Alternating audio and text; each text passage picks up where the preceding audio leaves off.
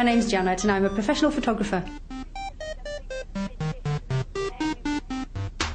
I love taking pictures of people and portraiture. I think there's something fascinating about looking at other people's faces and the expressions that they can make. Today I'm going to go outside and take a series of photographs of my model Amy. This is the camera that I'll be using today. It's very simple to use, digital camera, you just point and click. When I'm taking a photograph, I have to think about what I want to achieve from that photograph and how I'm going to use my camera to get that image. You don't need a fancy camera, all you need is a bit of creativity and a bit of imagination. I'm going to photograph Amy in lots of different ways and then come back to the studio to pick my favourite images.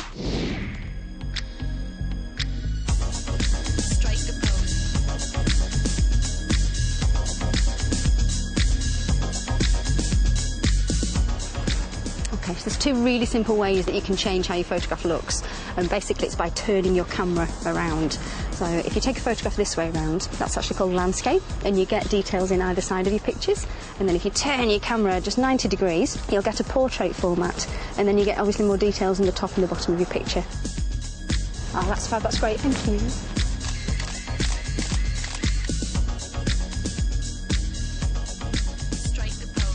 Another way of changing how your photograph looks is changing the perspective at which your camera looks at the subject. Basically, perspectives is a posh word for angle of view. So instead of just standing here at head height and taking a photograph of your friend, be a little bit more creative. Go down below, just look up. And then you can go all the way up high and look down. And you don't even need to see what you're photographing, because once you press the shutter, you can come down and have a look in the back of your camera. Right, what I've just noticed is a big staircase over here, so I'm going to go to the top and take some photographs looking down, and hopefully it'll give us a completely different photograph.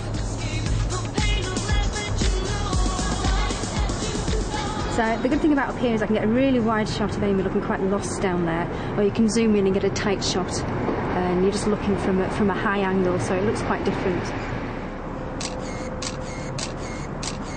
Right then, Amy, what we're going to get you to do is run down here. You don't need to go all the way to the end. As long as we get lots of movement and energy in there, we're great, okay? You ready? Right, go! Sometimes when you're taking a photograph, you want it to be still and posed and steady, and other times you want a little bit of movement in there. And if you can get somebody running, or if you get a fast car going past you, all you need to do is just track your camera and just follow the action. You just get a bit of movement in there, a bit of blur that just suggests a bit of action.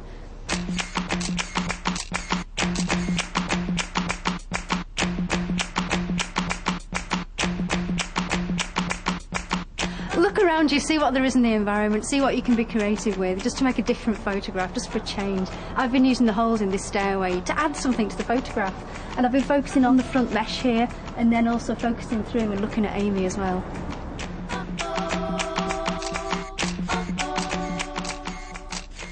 So I think we've got enough photographs now, so I'm going to go back to the studio and get these printed off and see what they look like.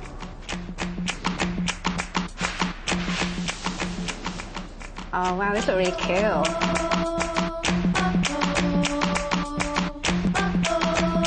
Ah, these are the portrait and landscape pictures that we did. So we can see here that we've got more of the side of the photograph in this one next to Amy. And here we've got more of the sky and more of the landing. We've actually got more of Amy's body, and I think this picture actually works better. This is a picture of Amy that we took when she was running. And what we've got is quite a blurry image, and you can see all her hair flying and she's off the floor, and you've got all that movement and that action there. I'm really, really pleased with that. What we've got here is the photograph that I took from the ground, and you can't see much of the environment that Amy's in, but you can see the background. And then we went up the top on the tower, and you can see that she's actually stood under these great big railway arches, and she actually looks very small and a little bit isolated down there on her own. These are the photographs that we took using the environment. We were just being a little bit creative. And if you remember on that staircase, we have those little holes that I was poking my camera through. So you can see here that the Amy's quite blurred, but that the holes and the actual metal mesh is in focus. On this one, however, you can see that it's Amy that's in focus. And I think this one works better, just using the mesh as a background rather than as the focus. And we can see Amy there quite clearly.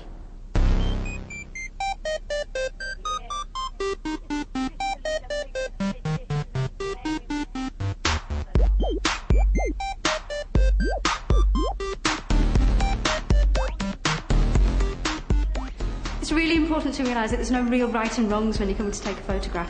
Just experiment and have fun, and just take photographs of what you like.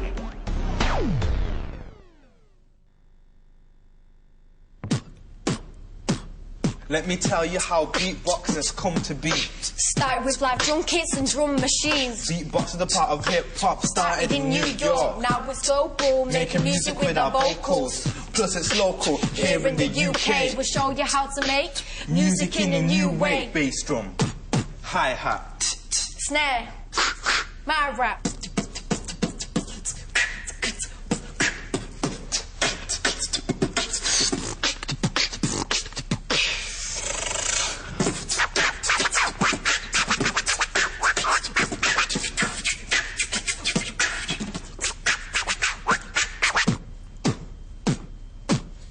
Now I'll teach you the bass drum sound. That's the big drum, the one that's round. It has a deep sound, not one that's weak. So whatever I say, follow and repeat. Bass drum. Bass drum. Bass. Bass. B. B. B. B.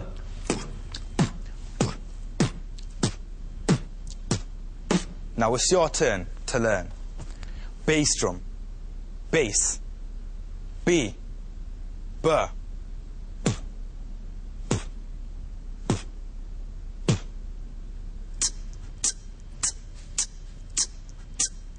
Now we'll teach you the hi-hat symbol. We'll start simple.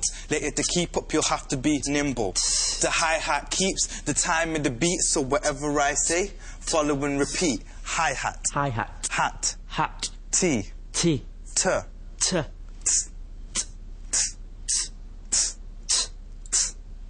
Now it's your turn to learn. Hi-hat. Hat. T.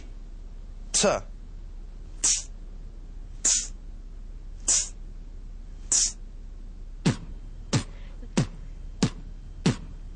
The snare drum makes a loud crack. Later, we'll put it together with the bass and hi-hat. Then, the beat will be complete. But first, you gotta follow and repeat.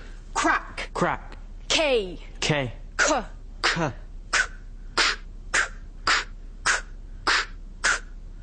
Now it's your turn to learn. Crack. K. K.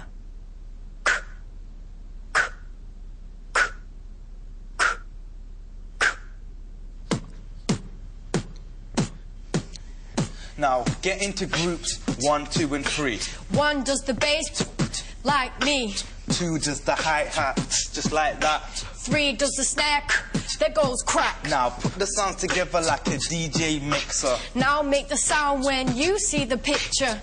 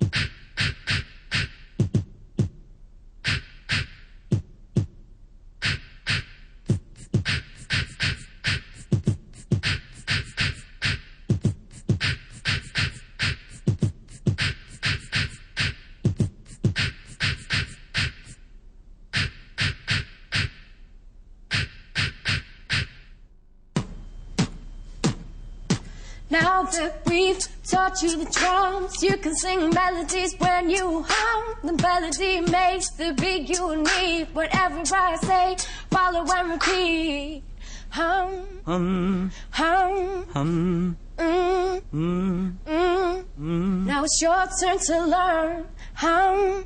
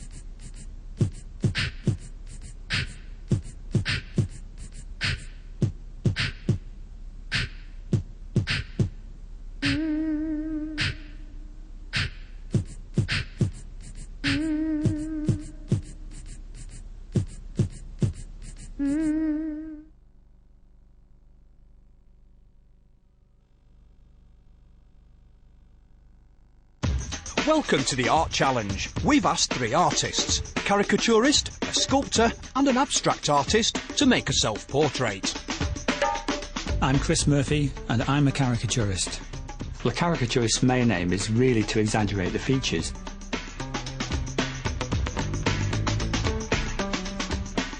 My nose tends to turn up, so I might just exaggerate that a little bit more to bring out the character of it. The way I'm going to prepare for this piece of art is to get a load of photos together and sift through them and see which one I like the best.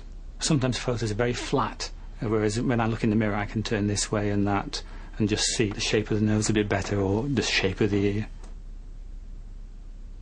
The plan I've got for the whole caricature is really to tell a story. It's going to look like me, it's going to show me the things I do, my hobbies and my interests. I'm Rosie Waits and I'm an abstract artist.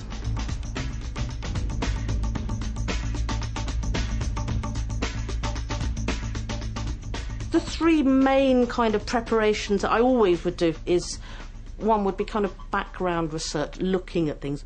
In this case, photographs of me as a baby, of my parents when they were babies. Number 2 would be sketching out the framework of the painting. I don't make all the decisions about a painting before I'm doing it because that's not for me what painting's about.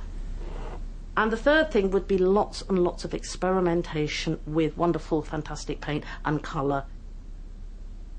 The way I want the painting to reflect me is nothing to do with the way I look. What I will be focusing on is to do with my journey through life, and it's this moment in time where I am in this journey.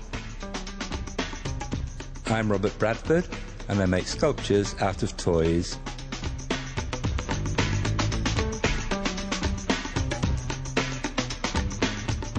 I use toys to make sculptures because they come in all shapes and sizes, colours and types. And I like the fact that each bit of the sculpture has a character. My self-portrait is going to be a businessman. In the recent past, I've begun to be aware of how much business that there is involved in the art worlds. The materials I use for the sculptures are really quite simple. They're cut-out plywood frames, and then toys are screwed and sometimes glued onto them and onto each other. The mask forms the basic structure of the face, which is the bones, and the toys will be added to form skin and muscle. I plan to make myself younger than I really am, which you could say is kind to myself, but on the other hand, it could end up slightly bonkers, which may not be so flattering. 3 weeks later, and all our artists have come together in our studio. Rosie and Robert have already started to make their self-portraits, and Chris is starting from scratch.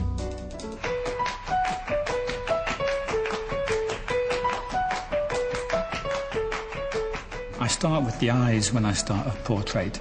I imagine a horizontal line across the eyes a vertical line down and imagine that on my page. So it's like a framework to help me put things in the right place.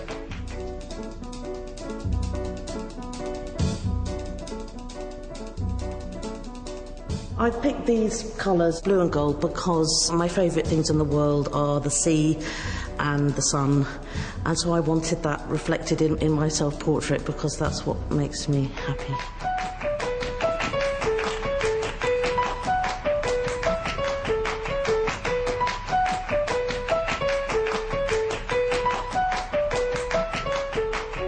My technique for attaching the toys is very simple. I have two basic methods. One is with a screwdriver and screws, and the other is with a glue gun.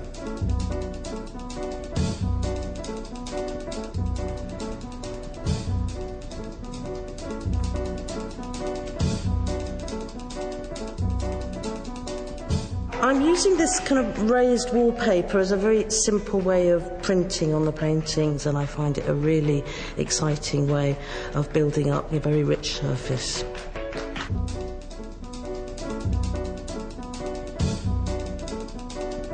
My original plan for the sculpture was to make myself as a businessman. I started using a skeleton mask to provide the underneath structure, but I grew fond of it as it went on, so I kept a lot of it. And the portrait is now me, the artist, as a bit of an old devil.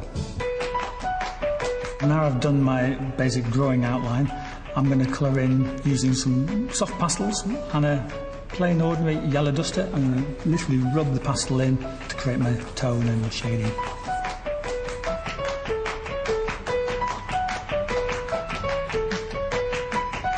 The shapes and the forms that I've used, which is basically the circle, there is a reflection of the tiniest forms in the universe, the atom, up to the hugest forms, the planets and the suns, and so as I'm putting myself somewhere on that scale.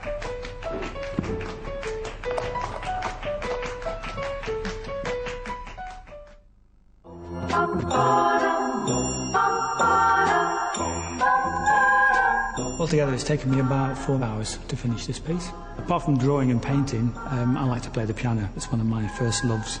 So there's me playing the piano whilst trying to draw at the same time. And I've got my dog Max in there. He's got his lead telling me it's time to go for a walk. And there's books in the background that I like to read.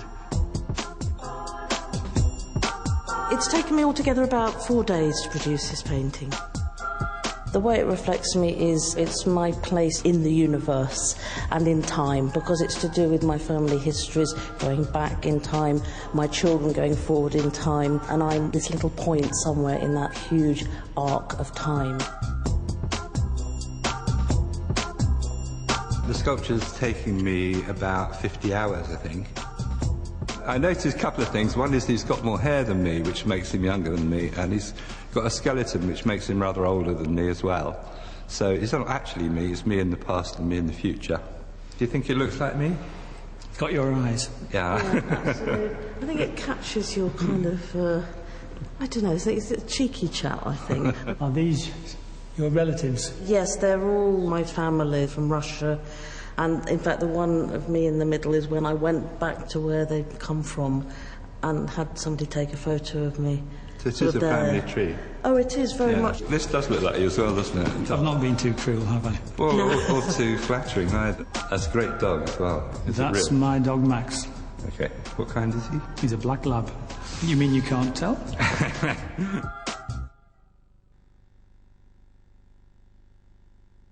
Hello, my name is Mark Thomas. I'm a musician and composer, and I write music for film and television, and this is my studio. Come inside and I'll take you behind the scenes and show you how it's done.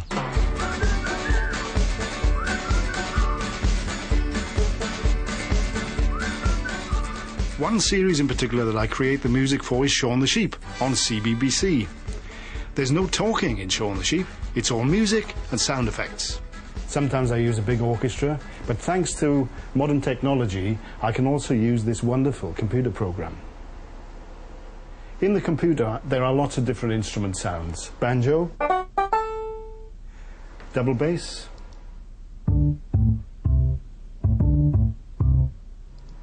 tam-tam, which is a big gong used in the orchestra, French horn. I play all the different instruments, layer them all together, and make the complete finished piece of music, like this. It's Shaun the Sheep, it's Shaun the Sheep, even mocks about with those who cannot bleed.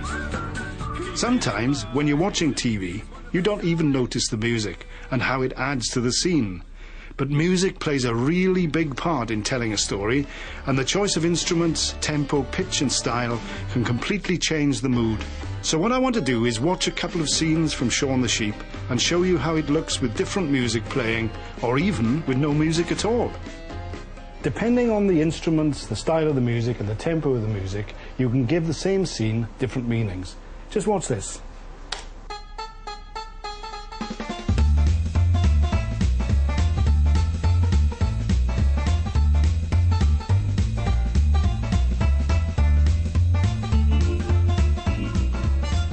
What did the music in that scene make you think of? Did it make you think that Bitzer was off on an adventure? Probably would have, because the music is lively, the instrumentation and the style of the music imply some kind of adventure. But I'd like to show you that same scene with different music and see how this makes you feel.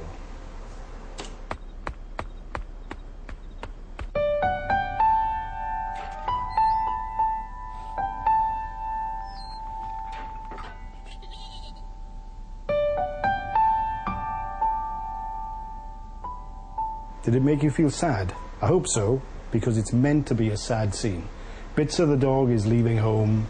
He's sad. Shaun the sheep and all the rest of the sheep are sad because he's leaving. And I decided to depict the sadness with a solo piano, just a simple solo piano, just like this.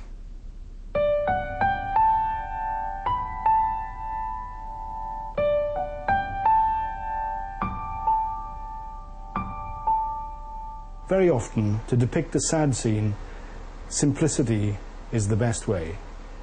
And now I want to show you another scene from an episode called Bagpipe Buddy. And I'll play you the clip without any music. See if you can tell what's going on in the scene.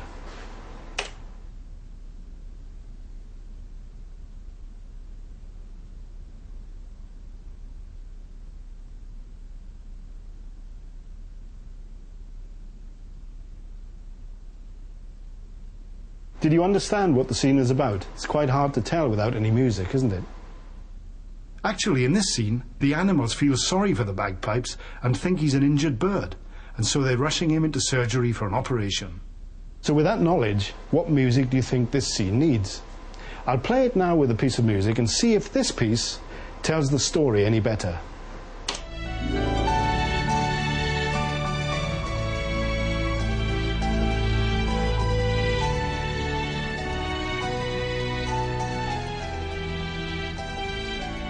So that music was slow, happy, a little dreamy. Didn't quite help the mood of the scene. The scene is a medical operation. There's danger, there's urgency, and this piece of music is what I actually wrote for this scene.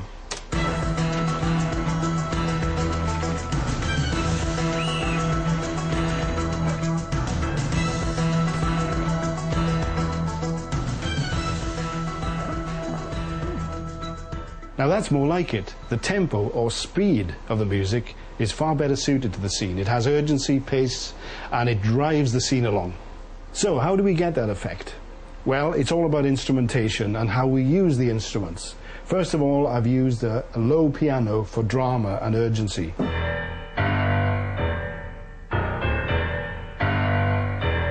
Then for more drama, I add the high violins, which is a stringed instrument. To keep us down on the farm, we use Shaun's instrument, which is the banjo.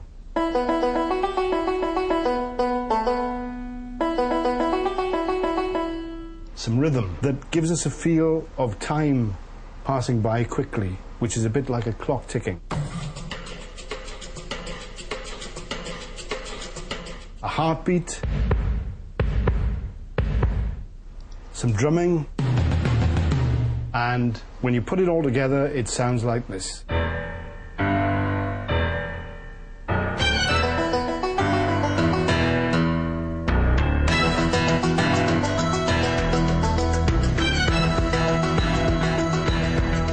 I hope that I've shown you how important music is to film and television.